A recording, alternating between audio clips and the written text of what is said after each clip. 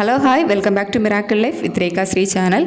இன்றைக்கி நம்ம இந்த வீடியோவில் நீங்கள் ப்ரெக்னன்சிக்கு ட்ரை பண்ணிகிட்ருக்கீங்க, ஹாஸ்பிட்டல் போகிறதுக்கு விருப்பம் இல்லை, நீங்கள் ஹாஸ்பிட்டல் போயிட்டீங்க, உங்களுக்கு எந்த ப்ராப்ளமும் இல்லை அப்படின்னு சொல்லிட்டாங்க, இல்லை ஏதாவது ஒரு சின்ன ப்ராப்ளம் இருக்குது அப்படின்னா கூட ப்ரெக்னன்சிக்கு ட்ரை பண்ணும்போது எந்த மாதிரி விஷயங்கள்லாம் நம்ம வந்து ஃபாலோ பண்ணணும், ஃபாலோ பண்ணக்கூடாது அப்படிங்கிற ஒரு சின்ன வீடியோ தான் வந்துட்டு இது. ஃபஸ்ட்டு நீங்கள் ப்ரெக்னன்சிக்கு ட்ரை பண்ணிகிட்ருக்கீங்க அப்படிங்கும்போது ஃபஸ்ட்டு ஃபாலோ பண்ண வேண்டியது ஹெல்த்தி லைஃப் ஸ்டைல். ரொம்ப ரொம்ப முக்கியம் ஹெல்த்தி லைஃப் ஸ்டைல். எந்த அளவுக்கு ஹெல்த்தியான ஃபுட் எடுத்துக்கிறீங்களோ அந்த அளவுக்கு உங்களோட யூட்ரஸில் இருக்கக்கூடிய அந்த கருமுட்டையோட குவாலிட்டியும் ரொம்ப ரொம்ப நல்லாயிருக்கும். ஸோ கண்டிப்பாக நீங்கள் ஹெல்த்தி லைஃப் ஸ்டைல் ஃபாலோ பண்ணியே ஆகணும்.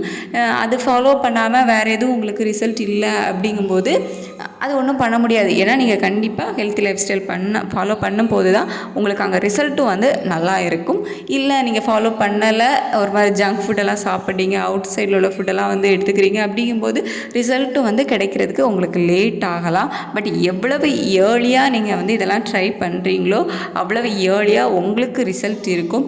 ஏன்னா நீங்கள் எவ்வளோக்கு நாட்கள் தள்ளி போட்டு அதுக்கப்புறமா ட்ரை பண்ணும்போது உங்களோட உங்களுக்கும் வயசாகிருக்கும், உங்களோட எக்கோட கவுண்ட்டும் வந்து கம்மியாக ஆரம்பிக்கும். ஸோ எவ்வளோ ஏர்லியாக நீங்கள் வந்து ட்ரை பண்ணுறீங்களோ அது ரொம்பவே வந்து நல்லது. ஏர்லி மீன்ஸ் ரொம்ப ஏர்லியாக ட்ரை பண்ணணும் அப்படிங்கிறதுல ஒரு 25 30 இயர்ஸ்க்குள்ளே வந்து ஓகே. அந்த டைமில் நீங்களும் வந்து நல்லா ஹெல்த்தியாக இருப்பீங்க, எக்கோட குவாலிட்டி வந்து ரொம்ப நல்லாயிருக்கும். ஸோ நீங்கள் வந்து ஃபஸ்ட்டு இந்த ஹெல்த்தி லைஃப் ஸ்டைல் வந்து ஃபாலோ பண்ணுங்கள். நெக்ஸ்ட்டு நீங்கள் அவாய்ட் பண்ண வேண்டியது outside food, junk food, fast food. So இதெல்லாம் கண்டிப்பாக வந்து அவாய்ட் பண்ணிக்கோங்க. சுகர் ஐட்டம்ஸை வந்து அவாய்ட் பண்ணிக்கோங்க. அதாவது அதிகமாக ஸ்வீட்ஸ் சாப்பிடுறது, அதிகமாக சுகர் வந்து எடுத்துக்கிறது. ஸோ இந்த மாதிரி விஷயங்களையும் கொஞ்சம் அவாய்ட் பண்ணிக்கோங்க. எடுத்துக்கவே கூடாது அப்படிங்கிறது வந்து கிடையாது, எப்போவாச்சும் ஒருக்கா எடுத்துக்கலாம், தப்பில்லை. பட் டெய்லி உங்கள் உணவு பழக்க வழக்கங்களில் இதெல்லாம் ஆட் பண்ணாதீங்க. நெக்ஸ்ட்டு நீங்கள் ஃபாலோ பண்ண வேண்டியது வந்து வெந்தய வாட்டர் வந்து எடுத்துக்கிறது. ஸோ இதை பற்றி நம்ம ஆல்ரெடி வந்து வீடியோ போட்டிருக்கோம், நான் டிஸ்கிரிப்ஷனில் லிங்க் கொடுக்குறேன், உங்களுக்கு தெரியல அப்படின்னா செக் பண்ணி பார்த்துக்கோங்க. இந்த வெந்தயத்தை வந்துட்டு முந்தின நாள் நைட்டு ஊற வச்சுட்டு நெக்ஸ்ட் டே மார்னிங் எம்டி ஸ்டொமக்கில் அந்த வெந்தய வாட்டர் வந்து எடுத்துக்கிறது.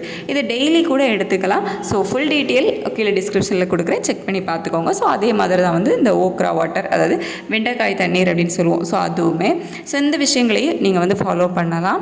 அதுக்கப்புறமா நம்ம ஹெல்த்தியான ஃபுட்டு அப்படின்னு சொன்னோம்ல, ஸோ அதில் டெய்லி உங்கள் உணவுகளில் என்ன ஆட் பண்ணிக்கணும் அப்படின்னு பார்த்தீங்கன்னா ஏதாவது ஒரு பயிறு வகைகள் வந்து ஆட் பண்ணிக்கோங்க. சிறுபயிறு இல்லை சுண்டல், இந்த மாதிரி ஏதாவது ஒன்று வந்து நீங்கள் டெய்லி ஒரு கப் வந்து எடுத்துக்கோங்க. ஓவுலேஷனுக்கு முன்னாடி வரைக்கும் இந்த பயிறு வகைகளை முளைக்கட்டை வச்சு எடுத்துக்கலாம். எக்ஸாம்பிளுக்கு இந்த பச்சை பயிறு இருக்குல்ல, அதை வந்துட்டு நீங்கள் இன்றைக்கி காலையிலேயே தண்ணியில் ஊற வச்சுட்டு அன்றைக்கி நைட்டு அதை வந்து ஒரு ஒயிட் கலர் கிளாத்தில் கட்டி வச்சுருங்க. நெக்ஸ்ட் டே மார்னிங் பார்த்திங்க அப்படின்னா அது எல்லாமே முளை விட்டுருக்கும். ஸோ அதை வந்து நெக்ஸ்ட் டே மார்னிங் நீங்கள் வந்து ஒரு கப் எடுத்துக்கலாம். ஸோ இந்த மாதிரி ஏதாவது ஒரு பயிறு வகைகள், சுண்டல் வகைகள் நீங்கள் வந்து எடுத்துக்கோங்க. ஆஃப்டர் ஓவுலேஷன் இதெல்லாம் வேக வச்சு வந்து எடுத்துக்கோங்க. பிஃபோர் ஓவுலேஷன் முளைக்கட்டி வச்சு எடுத்துக்கோங்க. ஆஃப்டர் ஓவுலேஷன் வேக வச்சு எடுத்தீங்க அப்படின்னா வந்து ரொம்ப நல்லது.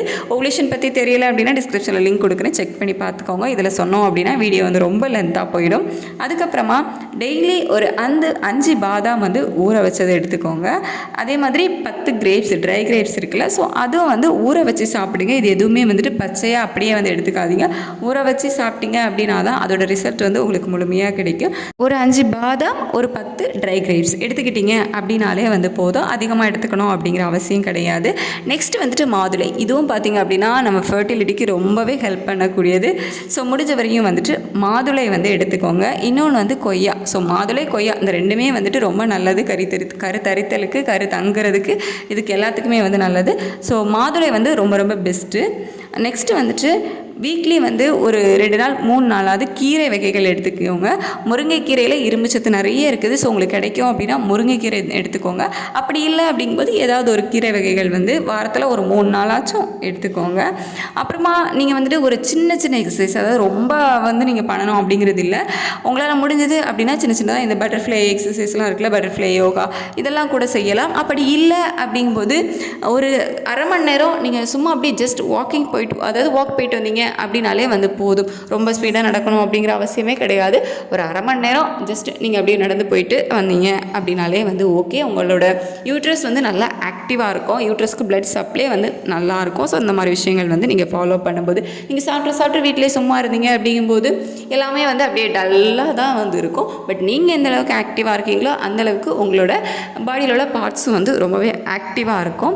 நெக்ஸ்ட் ஸ்லீப், இது வந்து கண்டிப்பாக தேவை. உங்களுக்கு எந்த அளவுக்கு நீங்கள் ஒர்க் பண்ணுறீங்களோ அந்த அளவுக்கு ரெஸ்ட்டும் வந்து கண்டிப்பாக தேவை. ஒரு நாளைக்கு 8 மணி நேரமாவது கண்டினியூவாக நல்லா தூங்குங்க. அதே மாதிரி கண்டிப்பாக ஸ்ட்ரெஸ்ஸை வந்து அவாய்ட் பண்ணிவிடுங்க. இந்த ஸ்ட்ரெஸ் வந்து நீங்கள் வந்து ப்ரெக்னென்ட் ஆகிறீங்க அப்படிங்கும்போது அதை டிஸ்டர்ப் பண்ணும். ஸோ அதனால் மிஸ்கேரேஜ் ஆகிறதுக்கும் வாய்ப்புகள் இருக்கும். ஸோ அதனால் கண்டிப்பாக இந்த ஸ்ட்ரெஸ்ஸை வந்து அவாய்ட் பண்ணிக்கோங்க. ஸ்ட்ரெஸ்ஸை அவாய்ட் பண்ணதுக்கு உங்களுக்கு என்ன பண்ணால் உங்களோட மைண்ட் வந்து ரிலாக்ஸாக இருக்குமோ, உங்களுக்கு என்ன பண்ண பிடிக்குமோ அந்த மாதிரி விஷயங்களை வந்து பண்ணுங்கள். எப்போவுமே உங்களோட மைண்டை வந்து பாசிட்டிவாக வச்சுக்கோங்க, பாசிட்டிவாகவே யோசிங்க. நம்ம ஒரு விஷயங்களை வந்து பாசிட்டிவாகவே யோசிச்சுட்டே இருக்கோம், அதுக்கான விஷயங்கள் வந்து நம்ம பண்ணிக்கிட்டே இருக்கோம் அப்படிங்கும்போது கண்டிப்பாக நமக்கு அந்த விஷயங்கள் வந்து நடக்கும். ஸோ அதனால் கண்டிப்பாக உங்களோட தாட்ஸ் வந்து எப்போவுமே பாசிட்டிவாகவே இருக்கட்டும். நெகட்டிவாக யோசிக்காதீங்க. அதுக்கப்புறமா ஆயில் பாத்து. ஸோ இது வந்து நிறைய பேர் வந்து டவுட் கேட்குறாங்க, ஆயில் பாத் எடுத்துக்கலாமா அப்படின்னு சொல்லிட்டு. நீங்கள் ரெகுலராக எப்படி ஆயில் பாத் எடுத்துகிட்டு இருக்கீங்களோ அப்படியே எடுத்துக்கோங்க.